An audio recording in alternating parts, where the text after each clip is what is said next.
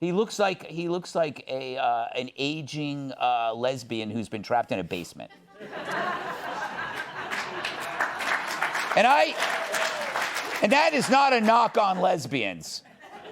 I will not refer to him as Mark Hamill. I will refer to him as not Harrison Ford. Therein lies Look at him. some of the problem. I'm not dismissing some wacko who is trying to incite violence, particularly against the president.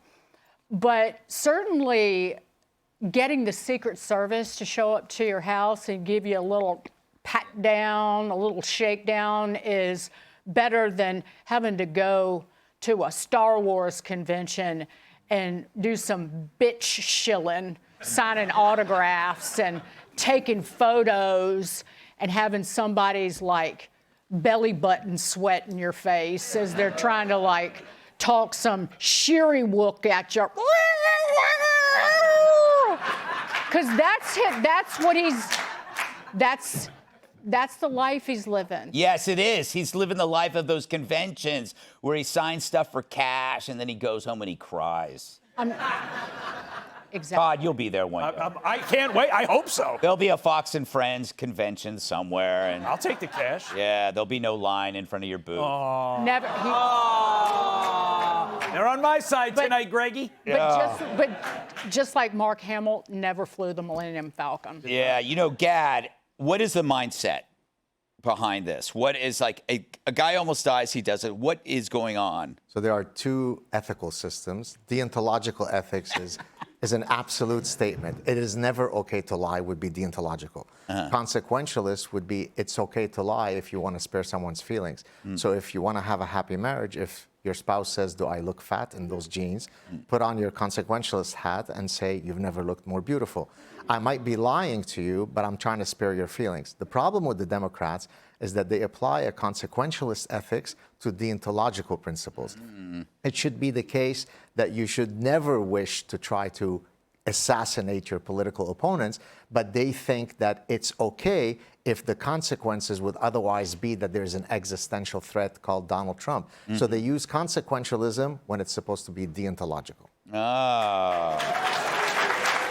Jim, once again, he's used your talking points. Yes, and I disagree completely, but I'm just too busy right now to get into why. You know, I never care when celebrities have, like, the opinion of an actor, a Star Wars actor. It's so, oh, did you hear who C-3PO is endorsing for comptroller? It's so, they're allowed their opinions. They're just valueless to me. Like, I don't care. Like, the only Star Wars tie-in I care with politics is that when Kamala talks, she makes less sense than Jar Jar Binks. Yeah. But I had higher hopes for that one. No. By the way, how good of a job is Greg doing? All kidding aside. See, it is funny though. He did show up with Obama at the Death Star, his library. I think Todd. I mean, I'm not comparing you to him, but he's known only for one thing for like 40. So how long has it been? 40, 50 years, Star Wars, and I think that destroys you because you can never. And so he's he looks like a bitter drunk to me. Do you understand that? Not the bitter drunk part because I don't drink as much as you. I don't drink at all. Yeah, and that's not what I hear. No, but the overall point, like, I get the point. Like, this guy hasn't done crap in over 4 decades. So fundamentally, why do we care about him? And I think, yes, that probably hurts at his ego. But as part of the bigger issue here on the political violence, the assassination culture, here's where my issue lies. For the last 2 weeks, and for the intervening 5 years before that, we've been calling out the left for their rhetoric in terms of propagating this assassination culture. And they're not getting it. Maybe they're listening and not caring. That's what I think. I'm not going to say they are rooting for the death of Donald J. Trump, but they're not doing anything with their rhetoric to not lead a crazy person to act on what they post, what they say. Whereas we all know that if somebody on the right did that exact same thing, not only would it lead no newscast whatsoever, excuse me, it would lead every newscast, but it would not lead anybody on the right to then go commit that act of violence, because people on the right don't hear something that is kind of like off-putting and then say, oh, I'm going to act on that, whereas the left does. And therein lies the concern. That does. All right.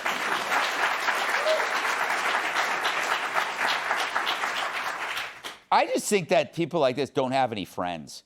Because generally your friends will tell you to stop being an ass, or you should stop. Dude, you can't do that. You know, the guy just got shot. Like, you have somebody who you live with that would, like, say, this is really stupid. Go outside, touch grass, as the kids like to say. The whole Star Wars cult isn't his friend? No, you know, but see, he's surrounded by sycophants and weirdos and oddly smelling creatures. Oh, by the way, he did fly the Millennium Falcon. I should correct that because I don't want them coming after me. Oh, don't worry about it.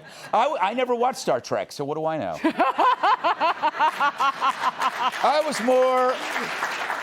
more of a Space 1999 guy. Martin Landau, Barbara Bain. Remember those days? She was quite a looker. Don't forget Battlestar Galactica. Oh, Greg. yeah. That I was had a all good the show. toys, as the emergency room surgeon can attest. Absolutely. I'll tell you that. As you know, Tweaky would get stuck. All right. Be sure to like and subscribe for all the Fox News latest on YouTube, and catch full shows streaming now on Fox One.